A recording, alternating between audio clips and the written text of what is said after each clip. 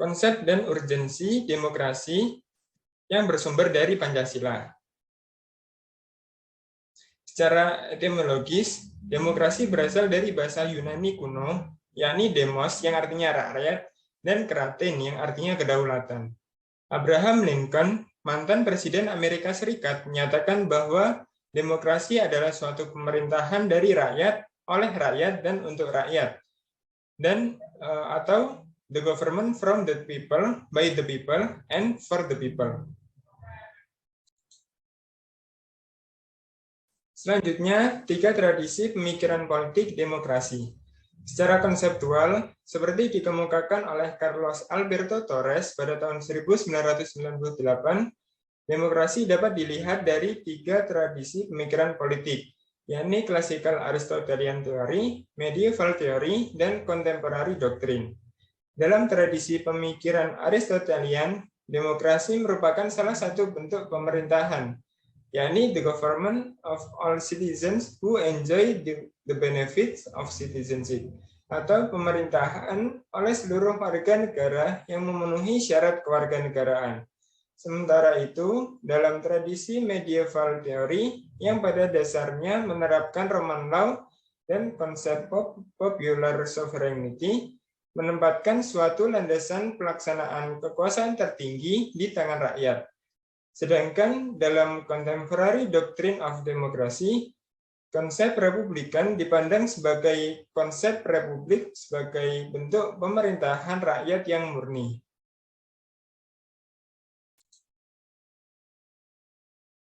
Selanjutnya, pemikiran tentang demokrasi Indonesia.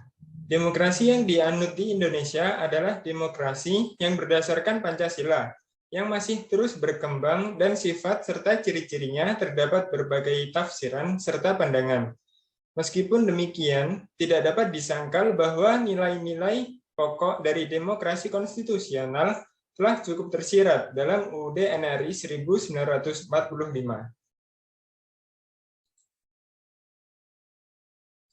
Lalu, apa pentingnya demokrasi sebagai sistem politik kenegaraan modern? Demokrasi memegang peran penting dalam masyarakat dan dalam tata aturan suatu negara.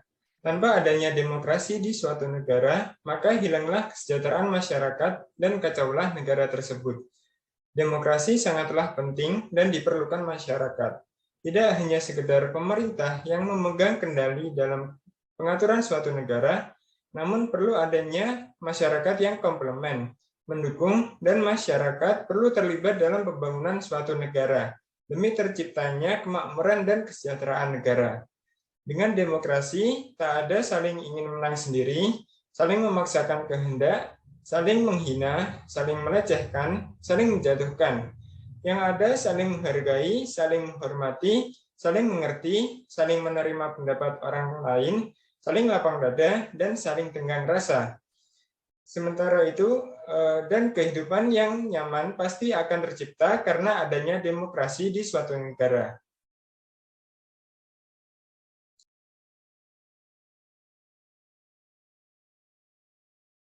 Kita akan membahas mengenai alasan diperlukannya demokrasi yang bersumber dari Pancasila ya, karena kita perlu mengangkat persoalan-persoalan yang ada di dalam negara kita. Kita tahu sejumlah persoalan tentang kelemahan praktek hukum yang muncul di negara kita yang disebabkan karena buruknya kinerja lembaga, terus krisisnya partisipasi dari politik rakyat, terus munculnya penguasa di dalam demokrasi itu sendiri, terus demokrasi saat ini tuh membuang keadilan rakyat. Nah, dari persoalan-persoalan tersebut ya itu akan menyebabkan suatu adanya krisis partisipasi politik. Nah, karenanya ini tidak ada peluang yang lebih spesifik gitu untuk masyarakat terlibat dalam demokrasi negara ini. Nah, penyebabnya apa sih? Ya penyebabnya karena memang masyarakatnya sendiri punya pendidikan yang rendah, terus tingkat ekonomi rakyat yang juga rendah, terus juga partisipasi politik rakyat yang kurang mendapat tempat dari pemerintah itu sendiri. Nah, persoalan-persoalan ini itu akan bisa menjadi alasan mengapa diperlukan demokrasi yang bersumber dari Pancasila itu sendiri. Karena kita tahu demokrasi yang bersumber dari Pancasila di sini memang sangat baik untuk kedepannya dan untuk kehidupan di masyarakat.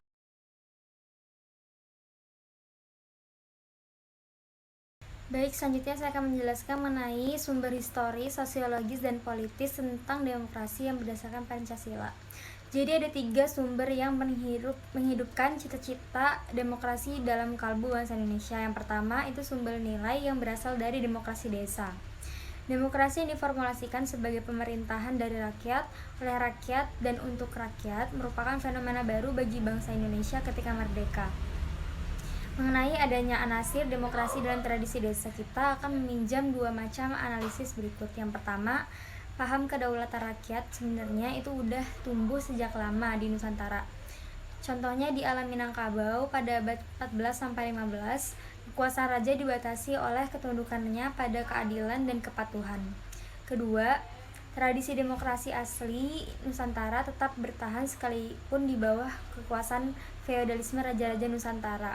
Karena di banyak tempat di Nusantara, tanah sebagai faktor produksi yang penting tidak dikuasai oleh raja, melainkan dimiliki bersama oleh masyarakat desa. Karena kepemilikan bersama tanah desa ini, hasrat setiap orang untuk memanfaatkannya harus melalui persetujuan kaumnya. Lalu yang kedua, itu sumber nilai yang berasal dari Islam. Nilai demokrasi yang berasal dari Islam bersumber dari akar teologisnya. Inti dari keyakinan Islam adalah pengakuan pada ketuhanan yang Maha Esa atau tauhid monoteisme. Dalam keyakinan ini, hanya Tuhanlah satu-satunya wujud yang pasti. Semua selain Tuhan bersifat nisbi belaka. Prinsip tauhid adalah paham persamaan atau kesederajatan manusia di hadapan Tuhan, yang melarang adanya perendahan martabat dan pemaksaan kehendak antar sesama manusia. Lalu yang ketiga itu sumber nilai yang berasal dari Barat. Masyarakat Barat atau Eropa mempunyai akar demokrasi yang panjang. Pusat pertumbuhan demokrasi terpenting di Yunani adalah kota Athena, yang sering dirujuk sebagai contoh pelaksanaan demokrasi partisipatif dalam negara-negara dan kota sekitar abad ke-5 sebelum Masehi. Model pemerintahan demokratis model Athena dan Roma ini kemudian menyebar ke kota-kota lain di sekitarnya. Kehadiran kolonialisme Eropa, khususnya Belanda, di Indonesia membawa 2 sisi dari koin peradaban Barat, yaitu sisi represi imperialisme kapitalisme dan sisi humanisme demokratis. Perkembangan sejarah demokrasi Indonesia sampai masa Orde Baru dapat dibagi dalam 4 masa, yaitu A. Masa Republik Indonesia 1. 1945 sampai 1959 yang dinamakan masa demokrasi konstitusional. Baru B. Masa Republik Indonesia 2. 1959 sampai 1965 yaitu masa demokrasi terpimpin. C. Masa Republik Indonesia 3. 1965 sampai 1998 yaitu masa demokrasi Pancasila. Dan D. Masa Republik Indonesia 4. 1998 sampai sekarang yaitu masa reformasi.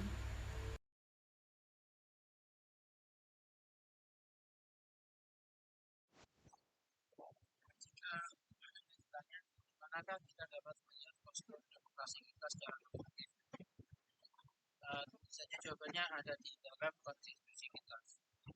Sepanjang sejarah Indonesia pernah mengalami dinamika ketatanegaraan seiring dengan berubahnya konstitusi yang mulai sejak berlakunya UUD 1945. Yang pertama, lalu yang kedua ini ada konstitusi RIS 1945, lalu ada UUDS 1940 dan kembali lagi kepada UUD 1945. Dan akhirnya kita telah berhasil mengamandemen UUD 1945 sebanyak 4 kali. Imbal postur demokrasi kita dewasa ini dapat kita amati dari fungsi dan peran lembaga permusyawaratan dan perwakilan rakyat menurut UUD NRI tahun 1945, yaitu MPR, yaitu Majelis Permusyawaratan Rakyat, lalu ada Dewan Perwakilan Rakyat atau DPR, dan Dewan Perwakilan Daerah atau DPD.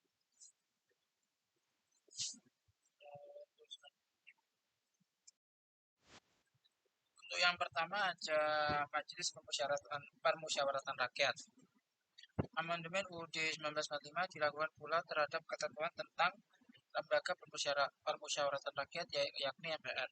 Sebelum dilakukan perubahan, MPR merupakan lembaga tertinggi negara. Bagaimana setelah dilakukan perubahan? Bisa kita cek di kotak di sebelah kita. ada. Lalu, dapatkah Anda menangkap maksud yang dari perubahan pasal 2 ayat 1 itu? Apakah wewenang MPR mengalami perubahan setelah perubahan UUD 1945? Coba diperhatikan kembali pada ketentuan pasal 3 UUD 1945 sebelum mengalami perubahan. Tahukah Anda apa makna tidak adanya lagi kewenangan MPR ketetapan garis-garis besar daripada haluan negara atau GBHN?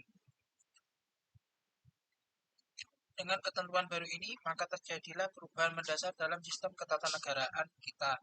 Perubahan apakah itu? Yaitu perubahan dari sistem vertikal hierarkis dengan prinsip supremasi MPR menjadi sistem yang horizontal fundamental dengan prinsip checks and balance atau saling mengawasi dan mengimbangi antar lembaga negara. Dalam kaitan dengan pemilihan presiden dan wakil presiden secara langsung, timbul kewenangan baru bagi MPR, yakni melantik presiden dan wakil presiden. Lalu kewenangan lain yang muncul berdasarkan ketentuan pasal 3 ayat 3 pada UUD 1945 adalah MPR berwenang memberhentikan presiden dan atau wakil presiden dalam masa penjabatannya menurut UUD.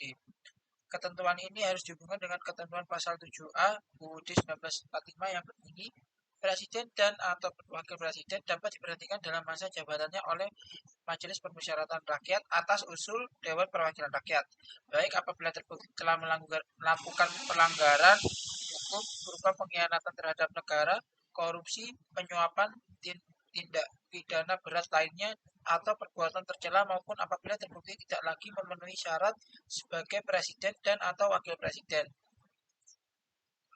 Kewenangan MPR lainnya diatur pula dalam pasal 8 ayat 2 dan ayat 3 UUD 1945. Pasal tersebut mengatur tentang pengisian lowongan jabatan presiden dan wakil presiden secara bersama-sama atau bila mana wakil presiden berhalangan tetap. Berikut ini bisa disajikan bagian tentang MPR yang ada di sebelah kita.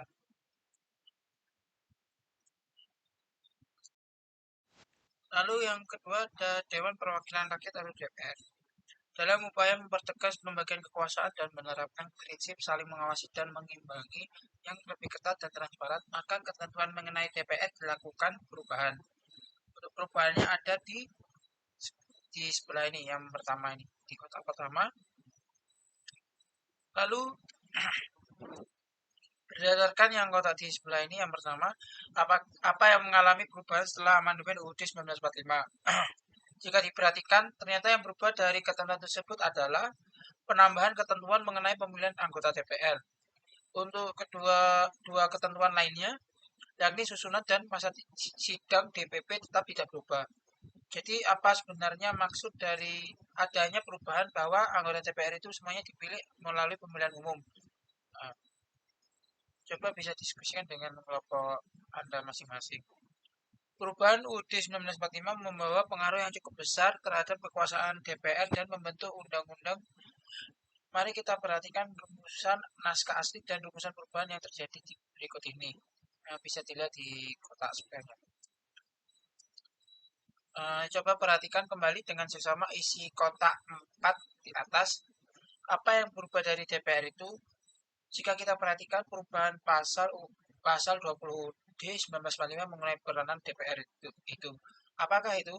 Ketentuan mengenai fungsi dan hak DPR serta hak anggota DPR diatur dalam pasal 20A dengan 4 ayat. Rumusan selengkapnya dapat Anda perhatikan pada kotak berikut ini di sebelah kita. Apakah Anda sudah memahami isi pesan dari pasal 20A UUD NRI tahun 1945 tersebut? Menurut ketentuan pasal 20A ayat 1 UUD 1945, fungsi DPR ada 3, yaitu ada fungsi legislasi, ada fungsi anggaran, dan fungsi pengawasan. Mari kita pahami ketiga fungsi tersebut. Untuk yang fungsi pertama, yaitu fungsi legislasi, adalah fungsi membentuk undang-undang yang dibahas dengan presiden untuk mendapat persetujuan bersama. Untuk yang fungsi anggaran, fungsi ini adalah fungsi menyusun dan menetapkan anggaran pendapatan dan belanja negara bersama presiden dengan memperhatikan pertimbangan DPD. Lalu yang ketiga ada fungsi pengawasan, yaitu fungsi yang melakukan pengawasan terhadap pelaksanaan Undang-Undang Dasar Negara Republik Indonesia tahun 1945. Lalu ada undang-undang dan peraturan pelaksanaannya. Berdasarkan ketentuan Pasal 20A ayat 2, DPR mempunyai hak interpelasi, hak angket, dan hak menyatakan pendapat. Untuk yang pertama, hak interpelasi yaitu hak DPR untuk meminta keterangan kepada pemerintah mengenai kebijakan pemerintah yang penting dan strategis serta berdampak luas pada kehidupan bermasyarakat dan bernegara. Lalu yang kedua ini ada hak angket. Hak ini adalah hak DPR untuk melakukan penyelidikan terhadap kebijakan pemerintah yang penting dan strategis serta berdampak luas pada kehidupan bermasyarakat dan bernegara yang diduga bertentangan dengan peraturan perundang-undangan. Lalu yang ketiga ada hak menyatakan pendapat, yaitu hak DPR sebagai lembaga untuk menyatakan pendapat terhadap kebijakan pemerintah atau mengenai kejadian luar biasa yang terjadi di tanah air atau situasi dunia internasional. Penyampaian hak ini disertai dengan rekomendasi penyelesaiannya atau sebagai tindak lanjut pelaksanaan, yaitu hak interpelasi, hak angket, dan terhadap dugaan bahwa presiden dan atau wakil presiden melakukan pelanggaran hukum berupa pengkhianatan terhadap negara, korupsi, penyuapan, tindak pidana berat lainnya atau perbuatan tercela maupun tidak lagi memenuhi syarat sebagai presiden dan atau wakil presiden. Di samping ini anggota DPR juga mempunyai hak tertentu. Hak anggota DPR ini yaitu mengajukan rancangan undang-undang, mengajukan pertanyaan, menyampaikan usul dan pendapat, memilih dan dipilih, membela diri, imunitas, dan protokoler, keuangan, dan administratif. Lalu yang ketiga ada Dewan Perwakilan Daerah atau DPD, merupakan hal baru dalam UUD 1945. Ketentuan ini diatur dalam bab tersendiri dan terdiri atas 2 pasal, yaitu pasal 22C dengan 4 ayat dan pasal 22D dengan 4 ayat. Bisa dilihat rumusannya lengkapnya di kotak bawah ini. Sistem perwakilan di Indonesia merupakan sistem yang khas. Mengapa dikatakan khas? Sebab di samping terdapat DPR sebagai lembaga perwakilan berdasarkan aspirasi rakyat, juga ada DPD sebagai lembaga penampung aspirasi daerah. Demikian dinamika yang terjadi dengan lembaga permusyawaratan dan perwakilan di negara kita yang secara langsung mempengaruhi kehidupan demokrasi. Dinamika ini tentu saja kita harapkan akan mendatangkan kemaslahatan kepada semakin sehat dan dinamisnya demokrasi Pancasila yang tengah melakukan konsolidasi menuju demokrasi yang matang atau maturation demokrasi. Hal ini merupakan peluang dan sekaligus tantangan bagi segenap komponen bangsa.